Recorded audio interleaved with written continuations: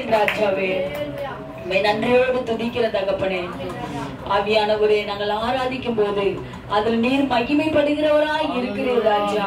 கர்த்தாவே, வலது கைக்கும் இடது கைக்கும் வித்தியாசம் தெரியாதவர்கள் மத்தியில கர்த்தாவே உம்முடைய ஆசீர்வாதத்தை ஊற்ற போகிற தயவுக்காக நன்றி ஆண்டவரே. ஹல்லேலூயா, ஹல்லேலூயா. நல்லவரே, உம்மை துதிக்கிற ராஜாவே, ஸ்தோத்திரம், ஸ்தோத்திரம், ஸ்தோத்திரம் தகப்பனே. அப்பா, அங்க வந்திருக்கிற சிறு பிள்ளைகளை நீங்க ஆசீர்வதிக்க போய்க்கிறீங்கப்பா.